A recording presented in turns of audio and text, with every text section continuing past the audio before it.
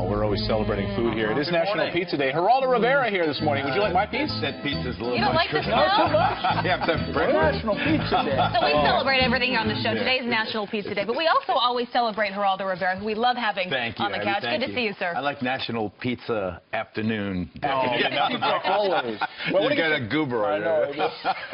Goober. Can we get a close-up, actually? Well, I want to Can we get a talk to you close-up about of the goober? can we talk about the Trump transition team? Now, you know, it's kind of interesting to watch this morning and viewer comments rolling in saying, oh, you know, Chris Christie, no, he's not been fired or he's just been sidelined. He's just been demoted. And other people saying, well, forget about Chris Christie. Mike Pence has just been elevated to this position of now running the transition team. What do you make of what happened?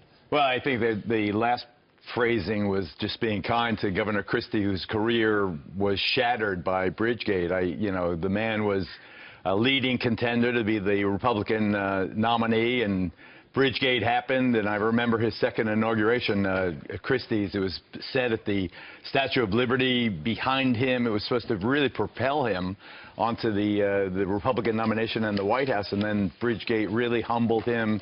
It made everybody think of every stereotype of just a bully and someone who made his subordinates take the fall for him. I thought that he was lucky that you know, Trump trusted him, gave him some political life, Chris Christie, for that you know, for the year and a half of the campaign. Now, you know, it's time for the grown-up in the room. Mike Pence, everyone is giving him very, very high reviews. He may be the most powerful vice president ever, maybe even more than Dick Cheney, as Donald Trump relies on him. Right. Governor Pence knows how to run a government, and it is, to me, totally fitting that that Governor Pence be in charge of the transition. Speaking of grown-ups in the room, these riots, they've been going on for the third day now, getting out of hand, quite frankly. And as our own Bill Riley said, this is just disgraceful. This is not what our country's about. Is it time for President Obama to step in and say something? Well, first of all, I think the bitter irony of all of what's going on here is that the cities where they are venting their rage are all cities that went overwhelmingly for Hillary Clinton. Mm-hmm. So presumably they are destroying the property of people who are allied with them politically. So these are the political friends. In Manhattan, you demonstrated in Manhattan, 87% of Manhattan voted for Hillary Clinton. Portland, Berkeley, San Francisco, Los Angeles. So what are you doing? You're wrecking your own family stuff. Geraldo, these cities we saw in Philadelphia, I mean, the numbers were down. They didn't come out for Hillary Clinton in the way that they came out for President Obama. So they sat on their hands and didn't vote. And now they're voting after the election by smashing storefronts. It's so funny. I was going to Broadway Wednesday night. We were trying to cross, Erica, my wife and I were trying to cross 6th Avenue, and 1,000 of the demonstrators came marching up 6th Avenue there. And I was just thinking as I saw them, how many of you actually voted? Right. I mean, did you vote? Did you vote? And I really, now in terms of what they are doing, I mean, you've really got to come down hard. When you break someone's property, when you hurt somebody, like the thugs that were beating up that white guy who voted for Trump, you know, the Detroit scene, it was so horrible. That and the other thing is just as horrible to me was white students shouting white power and build the wall in their schools and putting up signs that say colored people drink from this water fountain, white people from that. I think both that is hate. Hate crime should be prosecuted as such. We should but you're not be intolerant. You're not apples to appling here. We're looking at business being burned down. We're looking at things being thrown at to cops. me, I'm telling you, Pete, I'm telling you. No, the mass scale of this over 3 days, it's going to grow into the weekend. A hateful act is a hateful act, whether it's that you're seeing or whether it's someone shouting white power. Fair enough. One is speech, as bad as it may be. Another is assaulting cops. What I said was not speech. That's hate. Well, I understand. What's your line of hate speech and speech? I mean, I get it. There's really terrible. I was a protester in 1968. I was arrested in 1969 in Washington, D.C., in Donald Rumsfeld's office for a protest. You protest. That is a long tradition of that, protected by the United States Constitution. If you're willing, as a person committing civil disobedience, to take the legal consequences, then that is part of a long tradition. Have you ever but if seen you're this, breaking stuff, if you're absolutely upset. No, but have you seen this after an election? Have you seen this type of violence? And we're showing you these videos here after a presidential election. I don't remember. I know that in 1968 in the Chicago conventions, it was during the process where all of the violence happened. Yeah, but nothing like this. I want to be very, very clear here. The person who did that deserves to go to jail. A riot is a Class C felony in Oregon. You go to jail for that. You go to jail for you sit your ass in jail for a year. Let's see how much you're going to break the next time. But Geraldo, you remember the 2008 riots, right? that didn't happen when Barack Obama was elected and promised to fundamentally transform our country. I mean, this is a problem exclusive, violently wise, riot-wise, to the left. Shouldn't Barack Obama be coming out and saying, maybe with Trump, maybe Obama and Trump come out together and say enough is enough? You ask me to come to ask of Hillary Clinton and the Democrats that they join President-elect Trump, or President Obama joins President-elect Trump in making sure that the message gets out to these anarchists that this will not be tolerated. Why not have President-elect Trump come out with Obama? What I'm saying is I say you condemn all of this excessive behavior together. We are one country. The great thing about President Obama and President-elect Trump meeting in the Oval Office and shaking hands was we saw in that scene that this was the continuity of the republic. This is the peaceful transition of power. Now let both these men say to whoever it is that loves them, this is unacceptable, whether you're right or left, if you're saying white power or if you're smashing someone's store. These are equally unacceptable to us, right. And let's go forward together as one nation, right. And then you sort out how he does, whether you oppose him, whether you agree with him. You mentioned jail. One person who might not be going to jail could be Hillary Clinton, and that was the thing that we kept hearing during the campaign, lock her up. Now, in this interview with 60 Minutes, Donald Trump on Sunday night seemed to suggest that we've turned the page here. We got more important things to focus on than Hillary Clinton: jobs, the economy, health care. Doesn't seem to be leaning in the direction of appointing a special prosecutor for Hillary Clinton. What's your sense of it? Let me say, just thank God. I remember one thing, and with sitting next to a war hero, I'm humbled. Back in 2003, it was a British officer, one of the Royal Irish units, who said, ferocious in battle, magnanimous in victory. I want Donald Trump, who was ferocious in battle, to be magnanimous in victory now. The last thing this nation needs, and exactly the prescription for keeping open the rural wounds that the country now is going through, and so many people are traumatized, even as other people are elated. The worst thing we could do right now is to have a special prosecutor bring Hillary Clinton up there. You want to see that same cast of characters again? Do you want to really see Jason Chaffetz and Trey Gowdy and Darrell Issa and all these guys going after Hillary Clinton? What about the law being the law? You have people that say, you know what, she did something wrong here. That needs to be looked into.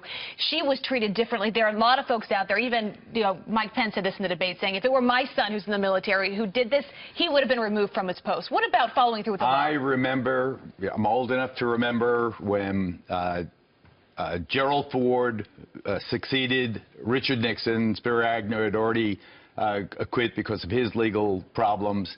One of the first things President Ford did was pardon Richard Nixon. Ended his career, though. Ended his political career. It did. He paid the price for it. Unfortunately, it was something that came to haunt him. But imagine. First of all, let me say what he accomplished with that pardon. He ended the Watergate era. He ended the disruption and turmoil from the Vietnam War. With that single act, that bold stroke, President Nixon is hereby pardoned and therefore removed from the judicial processes. The nation could go on and deal with whatever the nation had to deal with post-Vietnam. I want President Obama to pardon Hillary Clinton, and I want him to do it preemptively. Well, so was Richard Nixon. Right. Richard Nixon was never charged. Right. He was pardoned for any and all. You want President Obama to pardon Hillary Clinton? I call on President Obama to pardon Hillary Clinton right now for any acts that may or may not have been done regarding. But what message does that send, though, to so many people about fairness? You can understand why the message. I understand that. I'm a pragmatic idealist. I think of myself with grand notions, but I want things to be done. Right now, what does this country need? We are a nation where 60 million voted one way and 60 million voted the other way, where the cities voted one way and the rural and suburban areas voted another way, where white people voted one way and people of color voted a different way. What the president has to do is try to bring everybody together. We're not going to heal these divides overnight, but the last thing we need is a high-profile persecution of Hillary Clinton, who I submit has paid enough for all of her alleged misdeeds. She has paid enough. Well, she paid at the ballot box is where she paid. Well, she's paid in her soul. She's paid in her What about the guys that paid in Benghazi? What about the guys that paid elsewhere? The national security secret she let go because she was willy-nilly with our... I mean, that has to matter. I absolutely reject your characterization of Benghazi. I do. And I was you may, almost but a lot of people killed in don't. Libya.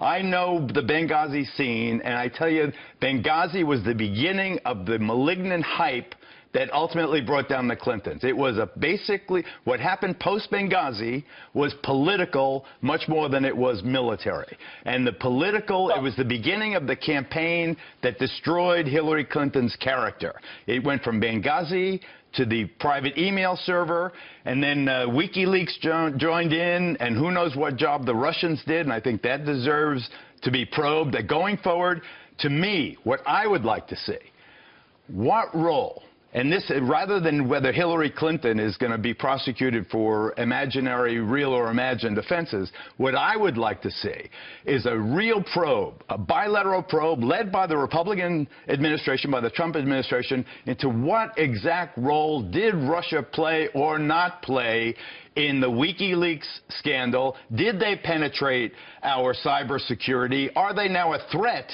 to manipulate all of our elections going forward? This was all Democrats. They WikiLeaked the hell out of everything the Democrats did. Boomerang back at but wait until they start WikiLeaking the Republicans. Sure. I mean, how would everybody watching right now, how would you like your worst enemy to have access to all your social media, every email you ever sent, every text message you ever sent, to your girlfriend, to your boss, to your best friend, drunk, late at night? My goodness. But there was also cover for what Hillary Clinton had done. She made the choice to set up a private email server. She made that decision, and now we're sort of whitewashing that, oh, well. And Geraldo, that's what Hillary Clinton went through as a whitewash? warned her about this. And that could have been just as dangerous. When we talk about hacking, we talk about people getting into classified information and the role that she was in. That is just as dangerous and frightening for this country as you're talking about with the WikiLeaks and with Russia, whatever their involvement might have been.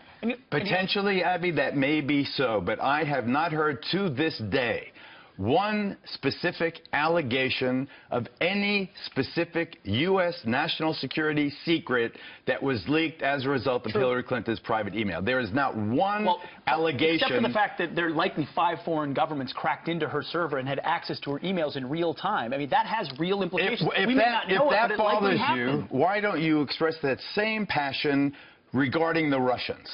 Here you're saying that 5 countries may have hacked Hillary Clinton, but I don't see that fury directed at Putin, at the KGB, at the Russians. You know what I'm glad about? I'm glad we really healed this morning. I really feel like we really...